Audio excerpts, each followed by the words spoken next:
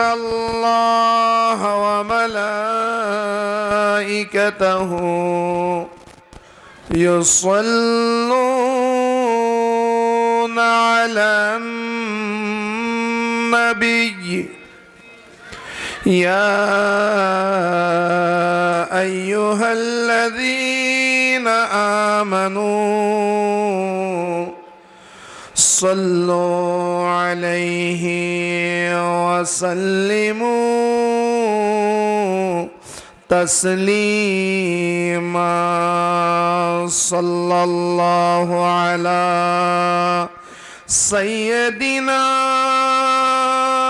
محمد وعليه وصحابه وسلم صلاة يا رسول الله عليكم السلام يا صلاة يا رسول الله عليكم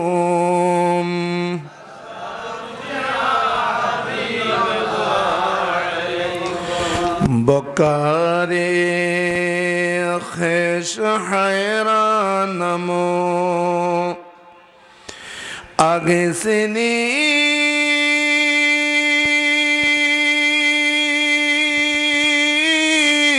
يا رسول الله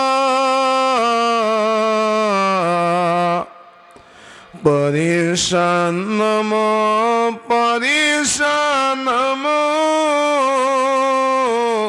अगसनी या रसूल अल्लाह सला दुनिया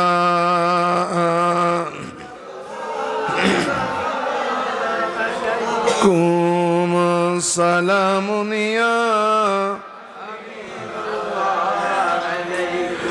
नदानम जुज तुम ले जाए नदारम जुज तुम आवाए तुए खुद सा जुसमानम अगसनी या रसूल अल्लाह सलातुन या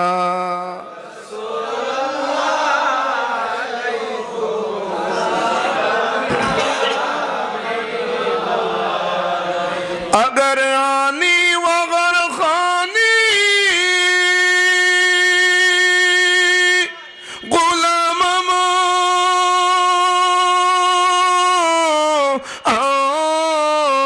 सुल्तानी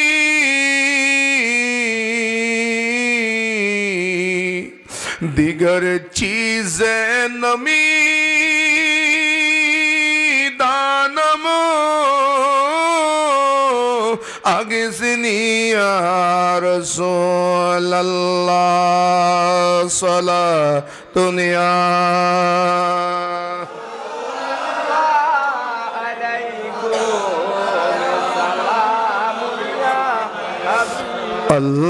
अल्लाहुम्मा सल्ले अला सय्यिदिना मुहम्मद व अला आलिहि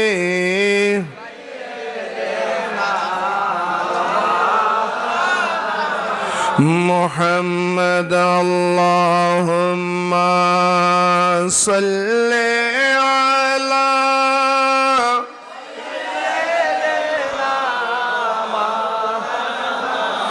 मुहम्मद व अला आलिहि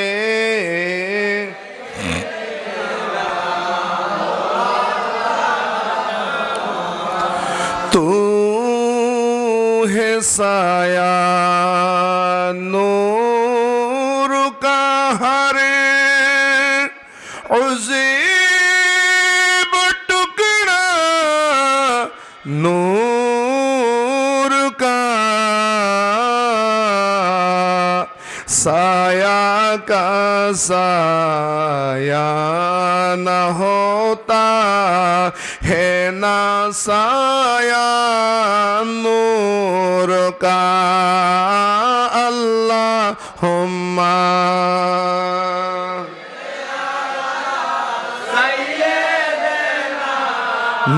मौलाना मुहम्मद वाला आले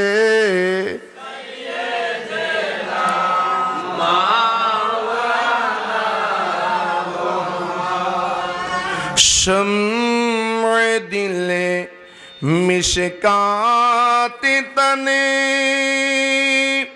सीना जुज़ाज़ा नूर का तेरे सूरत के लिए आया है सूरा नूर का अल्लाहुम्मा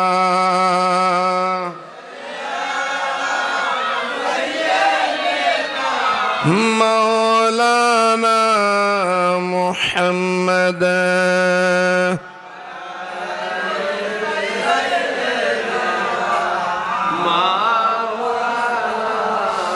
ताज वाले देख कर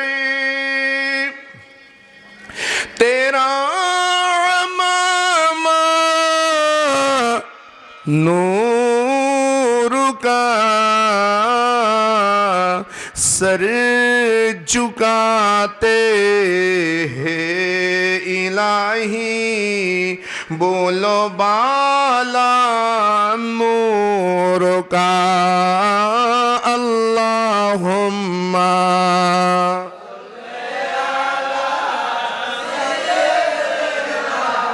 मौलाना मुहम्मद अला आले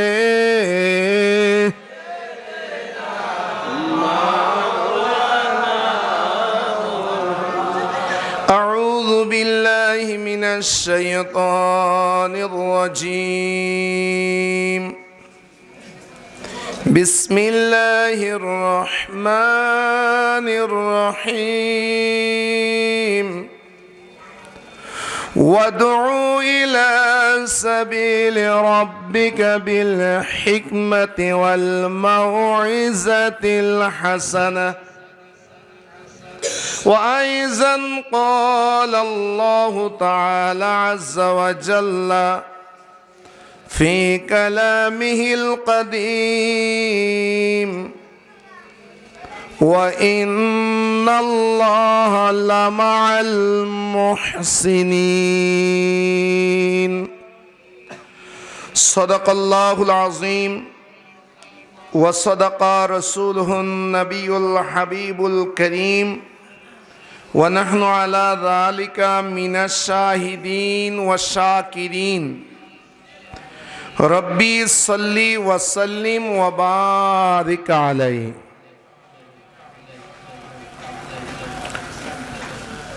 ফাস্তবি আজহারিয়া কমপ্লেক্সের উদ্বোধন কমপ্লেক্সের উদ্যোগে পীরে কামিল হযরতুল হাজ মৌলানা ও আওলানা হুজুর আল্লামা আলাউদ্দিন আল আজহারি রহমতুল্লাহি আলাই প্রকাশ বড় হুজুরের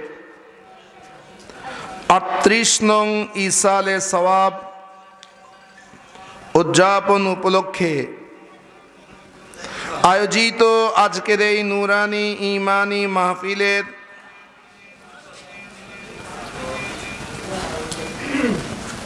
সদরে মাহফিল ফাস্তবি আহমদিয়া ফাজিল মাদ্রাসা বড়ুয়া কুমিল্লার সম্মানিত প্রিন্সিপাল উস্তাজুল আসাতেজা হযরতুল হাজ হুজুর আল্লামা মোহাম্মদ নিয়ামতুল্লাহ আজহারি মুদ্দাজিলুল আলী। আমার পূর্বে যে সমস্ত উলামায়ে হযরত তাকরীর পেশ করেছেন, দারুস সুন্নাহ হামিদিয়া আলিম মাদ্রাসার সম্মানিত অধ্যক্ষ বিশিষ্ট আলেম দ্বীন মাওলানা মোহাম্মদ খলিলুর রহমান জিহাদি সাহেব তাকরীর পেশ করেছেন। আমতলী শাহিদ জামে মসজিদের সম্মানিত খতিব বিশিষ্ট আলেম দ্বীন পীর জাদা শাহজাদা মুফতি মোহাম্মদ বদরুদ্দোজা আল কাদরি মুদ্দাজিলুল আলী আমাদের মাঝে তশরিফ এনেছেন। শায়ের জগতের অনন্য নক্ষত্র জামিয়া আহমদিয়া সুন্নিয়া আলিয়ার ফারেগুত তাহসিল মাওলানা মোহাম্মদ মহিউদ্দিন তানবীর, আজকের এই মাহফিলের সম্মানিত সঞ্চালক বিশিষ্ট আলেমে দ্বীন ফাস্তবি আহমদিয়া ফাজিল মাদ্রাসার সম্মানিত সহকারী অধ্যাপক জনাব মাওলানা মোহাম্মদ হেলাল উদ্দিন সাহেব, মঞ্চে আসীন উলামায়ে ইজম, আমার ভাইয়েরা, পর্দানশীন মা ও বোনেরা, রাহিমানি ওয়া রাহিমাকুমুল্লাহ।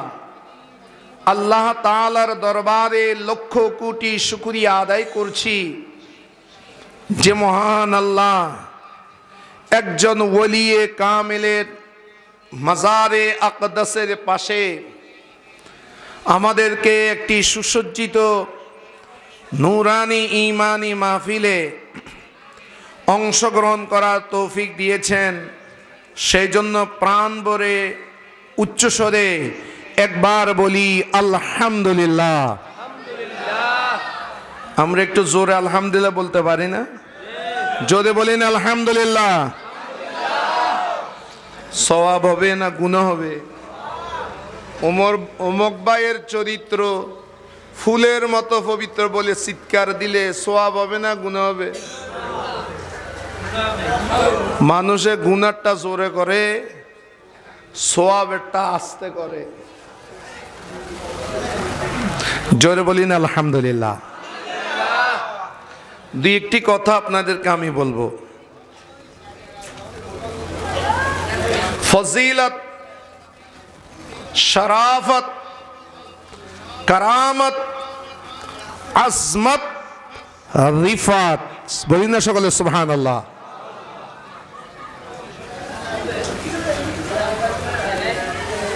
निस्बत से अजमत मिलता है,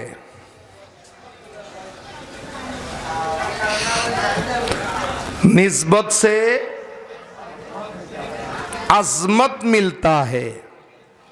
এটা উর্দু ভাষা, আপনারা বুঝেন নেই।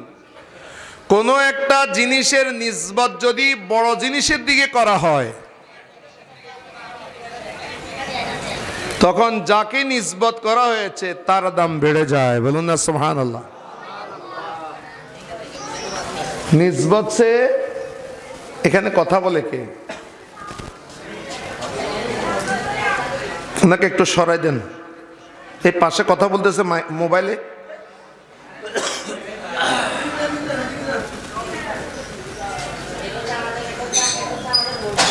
দাম নাই একটা ইটের,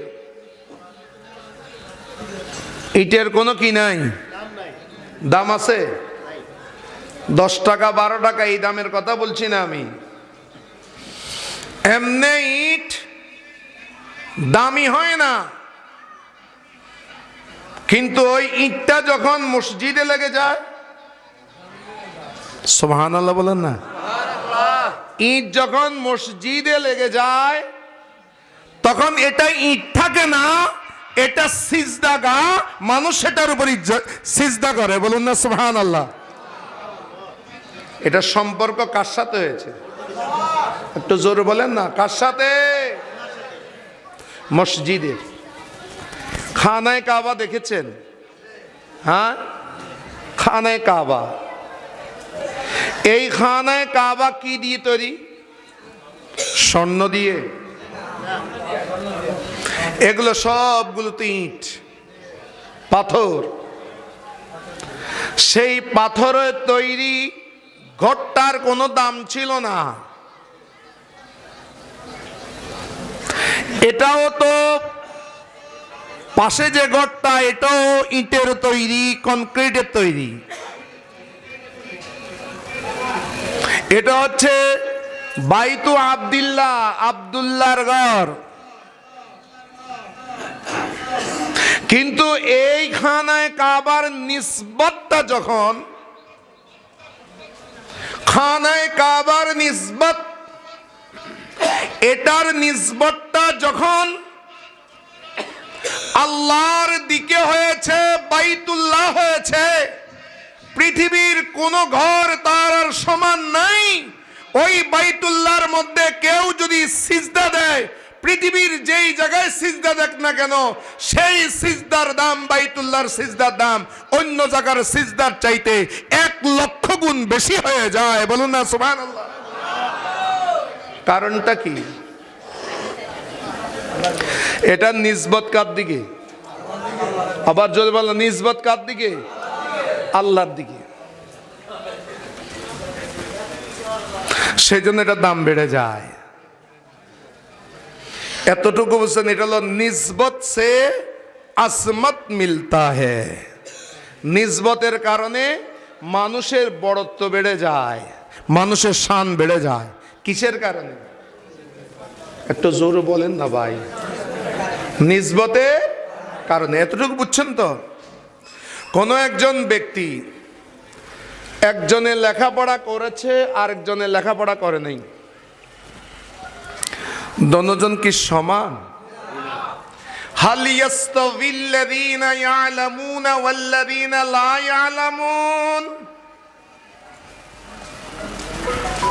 যে ইলম অর্জন করেছে আর যে ইলম অর্জন করেনি, সে কি বরাবর?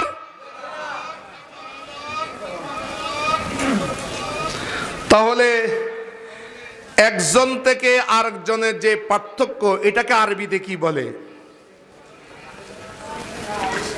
এই পার্থক্য, একজনের এলেম আছে, আরেকজনের কাছে কি নেই? জোরে বলো না। এই একজনের এলেম আছে, আরেকজনের এলেম নাই, তা আরেকজন এলেমের দিক দিয়ে উন্নত আরেকজনের তুলনায়, সেটাকে বলে ফজিলত। সেটাকে কি বলে? জিনিসগুলো কঠিন, আমি আস্তে আস্তে বুঝাচ্ছি, খেয়াল করবেন। সেটাকে কি বলে? ফজিলত। আমার কাছে সামান্য কিছু এলেম আছে বিদায় এই হুজুররা মিলে আমাকে চেয়ারে বসিয়েছে, একটু ফজিলত দিয়েছে। এটাকে কি বলা হয়? জোর বলেন না, কি বলে? ফজিলত। সেই জন্য মাদ্রাসাতে একটা, এই ফাস্তবি মাদ্রাসা, কি মাদ্রাসা? হ্যাঁ, ফাস্তবি মাদ্রাসাটা কি মাদ্রাসা? ফাদিল। এটাকে ফাদিল কেন বলে? কারণ মানুষগুলো বেশি চালাক, ফাজিল টাইপের, এই জন্য। ফাজিল কোত্থেকে এসেছে? মিনাল ফদিলত। ফাজিল এসেছে ফদিলত থেকে, ফুদলা থেকে নয়। বাংলাদেশ এটাকে স্নাতক বলে,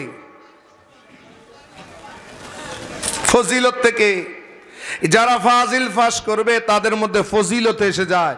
আর বড় বড় হুজুরদের নামের আগে লেখে ফদিলাতু শেখ,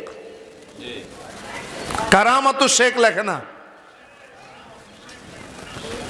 ফজিলত। কোন একজন ব্যক্তির কাছে ইলম আছে, আবার বংশগত দিক থেকে উনি উন্নত, তাকে কি বলে? কিছু কিছু ভাইদের ইলম আছে, আলেম, কিন্তু হাসব নসব উন্নত নসব নয়। সে এবং এলেম আছে, সাথে সাথে হাসব নসবও আছে, বংশমর্যাদাও আছে। দনকিনজন বরাবর, দনজনের মধ্যে পার্থক্য আছে। এই পার্থক্যটার নাম হচ্ছে শরাফত। ফজিলত, আবার বলেন তো, ফজিলত কিসের মাধ্যমে আসে? একটা জোরে বলেন না ভাই, কিসের মাধ্যমে ফজিলত? এলেমের মাধ্যমে। বংশীয়গতভাবে এটার নাম কি হয়? শরাফত। অনেক আলেম আছে কিন্তু বলে যে এটা গোবরে পদ্ম ফুল, শরাফত নাই, কিন্তু ওনার মধ্যে ফজিলত আছে। শরাফতও আছে, ফজিলতও আছে, এলেমও আছে, বংশমর্যাদাও আছে। তখন তার আরেকটা জিনিস মিলে যায়, সেটা মানুষ অর্জন করলে পারে না, বরং এটা আল্লাহর পক্ষ থেকে হয়, আল্লাহ তাকে দিতে হয়। এলেমও লাগবে, ফজিলতও লাগবে, তারপরে তার মধ্যে সেটা আসে। ওটার নাম হলো কারামত। বলুন না সুবহানাল্লাহ। ওটার নাম কি? আবার বলেন, কারামত। যেমন কারামতুল আউলিয়ায়ে হকুন, इसका नाम करामत। এই কারামত আল্লাহ যাকে তাকে দেয় না। ইন্না আকরামাকুম ইনদাল্লাহি আতকাকুম, যাদের মধ্যে তাকওয়া পরহেজগারি আছে, ইলমও আছে, ফজিলতও আছে, শরাফতও আছে, তাদেরকে আল্লাহ কারামত দান করেন। বলুন না সুবহানাল্লাহ। শরাফতও আছে, ফজিলতও আছে, কারামতও আছে। আমার কথাগুলো বাইরে বুঝতেছেন আপনারা? বুঝতেছেন? এই কারামত, শরাফত, ফজিলত আছে, তিনটা আছে, কিন্তু অনেকের মধ্যে আজমত নাই। যার মধ্যে ফজিলত আছে, শরাফত আছে, কারামত আছে, সেই কারামতের উপরে প্রতিষ্ঠিত থাকতে থাকতে আল্লাহ রাব্বুল আলামিন তাকে উঁচু মাকামে নিয়ে যান। যেমন হুজুর শাহ বাগদাদ মহিউদ্দিন আব্দুল কাদের জিলানী আল গিলানী বিলায়তের প্রথম তবকার মধ্যে আনাল হাসানি ওয়াল মাখদা মাকামি, বেলায়তের প্রধান যেটা উঁচু আসন সেটার নাম হচ্ছে মাখদা। ওই মাখদার মধ্যে চেয়ার হচ্ছে একটা, ওই চেয়ারের মধ্যে যিনি বসেন উনি হচ্ছেন মাখদার মালিক। ওই মাখদার মালিক আল্লাহ হুজুর শাহ বাগদাদ মহিউদ্দিন আব্দুল কাদের জিলানীকে দিয়েছেন। ওই মর্যাদা হলো আজমত। বলুন না সুবহানাল্লাহ। किसी को हासिल नहीं हुआ। বাকি ওলিরা হচ্ছে কারামত পর্যন্ত, ওটা হচ্ছে শরাফতের মাকাম, শরাফতের মাকাম। এমন কি মানুষ আছে যার এলেমও আছে, বংশমর্যাদাও আছে, কারামতও আছে, আজমতও আছে। এমন কেউ আছে, এমন কিছু মানুষ আছে, এলেম আছে, বংশমর্যাদা নাই, বংশমর্যাদা আছে, এলেম নাই। বহুত পীরের দরবার আছে, ফির বংশমর্যাদা আছে ঠিক, কিন্তু ফিরের ফোলা কর নিচে ব দিতে পারে না। জানাজা পড়াইতে গেলে ৬০ তকবীরের জায়গা ৩ তকবীর বলে শেষ করে দেয়। ক্রিম শেপ আছে না নাই? তাহলে তার মধ্যে কি আছে? ফজিলত আছে, কিন্তু শরাফত নাই। আমার কিছু মানুষ আছে, এলেম আছে, বংশমর্যাদা নাই। কিছু বান্দা আছে, এলেম আছে, বংশমর্যাদা আছে, কিন্তু তার মধ্যে কারামত নাই। কিছু বান্দা আছে, কারামত নাই কিন্তু শরাফত আছে। কিছু বান্দা আছে, তার মধ্যে ঘাটতি আছে, তার মধ্যে আজমত নাই।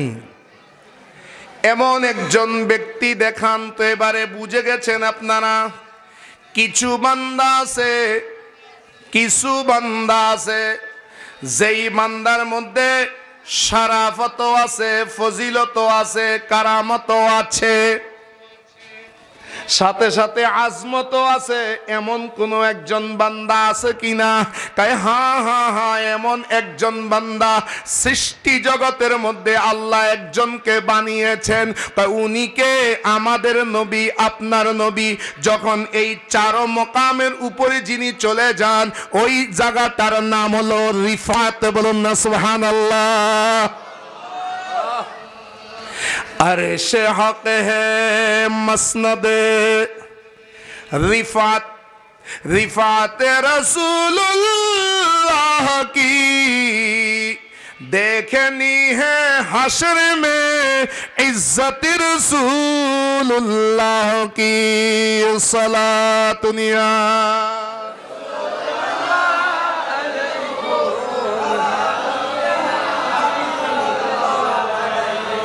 সেটার নাম হলো রিফাত। এই রিফাতের মালিক হচ্ছে স্বয়ং রাসূলুল্লাহ। সেই জন্য রিফাত থেকে আসছে রাফানা। সাধারণ মানুষ বুঝেন রিফাত থেকে কি এসেছে? বলুন না, আবার বলেন রাফানা, আবার বলেন না, আবার জোরে বলেন না। রিফাত মানে উপরে উঠানো, রিফাত মানে উঁচু হওয়া, রিফাত মানে উপরে স্থানের মধ্যে চলে যাওয়া, রিফাত মানে হচ্ছে সৃষ্টির মধ্যে উনার উপরে আর কেউ না থাকা, এটাকে বলে রিফাত। ওই রিফাতটা এসেছে রাফানা থেকে। আল্লাহ বলেন ও হাবিব, আমি আপনাকে রিফাত দিয়েছি। কতটুকু রিফাত দিয়েছো দেখো না ঘুরে সূরা আলাম নাসরা, ওয়া রাফানা লাকা যিকরাক। বলুন না সুবহানাল্লাহ। ওয়া রাফানা, এটা হলো রিফাত। ওয়ারাফানা, ওয়ারাফানা, ওয়ারাফানা লাকা যিকরাক, যিকরাক। এখন বলেন, এখানে উলামায়ে কেরাম আছে, ওয়ারাফানা মাইনে উঠায়া, কিসকো উঠায়া? যিকরাক, আপনার জিকিরকে আমি বুলন্দ করেছি। এখন আরেকটা প্রশ্ন আসে, এটার দ্বিতীয় রাফানা কয় মফুল চায়? রাফানা তো দুইটা মফুল চায়। প্রশ্ন বাংলার ভাইয়েরা, আল্লাহ বলছেন ও নবী আমি আপনার শানকে উপরে উঠিয়েছি। তো এখন আরেকটা প্রশ্ন আসে না, হুজুর কতটুকু উঠিয়েছেন আল্লাহ? একটা জোরে বলেন না। এটা হুজুররা বলে মুতাআদ্দি বদু মফুল। আরেকটা মফুল কই? মাইনে উঠায়া কতটুকু উঠিয়েছেন ওটা কি আল্লাহ বলেছেন? আমি এই মাইকের উপর পর্যন্ত উঠেছি, আর উঠাইনি। তখন একটা বালাগাত আছে আরবিতে শাস্ত্র, বালাগাত শাস্ত্র তখন বলে যখন রাফানা দ্বিতীয় মফুলটা নাই, তখন বুঝতে হবে এত উপরে আল্লাহ উঠিয়েছে যার কোনো হদ নাই। সুবহানাল্লাহ বলুন না। যার কোনো সীমা, একটু জোরে বলেন না, একটু জোরে বলেন না। তাই আপনাদেরকে গত মাসে আল্লাহ বুঝিয়ে দিছে, গত মাসে আল্লাহ আপনাকে বুঝিয়ে দিয়েছে আল্লাহর পরে আল্লাহর সৃষ্টি জগতের মধ্যে মর্যাদার দিক থেকে সেরাকে। তাই নবীরা যদি সেরা হয়, মানুষ সৃষ্টি সেরা, মানুষের মধ্যে উত্তম হচ্ছে মুমিন, মুমিনদের মধ্যে উত্তম হচ্ছে আল্লাহর ওলি, ওলিদের মধ্যে উত্তম হচ্ছে আল্লাহর নবীর সাহাবী, সাহাবী থেকে উত্তম হচ্ছে আল্লাহর নবীরা, নবীদের মধ্যে উত্তম কে আর নবীদের মধ্যে উত্তম কে হবে এটা দেখানোর জন্য আল্লাহ মেরাজের রজনীতে সব নবীকে, সব মর আনছেন। হ্যাঁ, আদম আলাইহিস সালাম ইন্তেকাল করছে আজ ক বছর হিসাব আছে? হাজার হাজার বছর না? মুসা আলাইহিস সালাম ইন্তেকাল করছে হাজার হাজার বছর না? তো সব নবীরা বাইতুল মুকাদ্দাসে কি মরা আসছে না জেতা আসছে? জেতা আসছে। বুঝলেন কেন?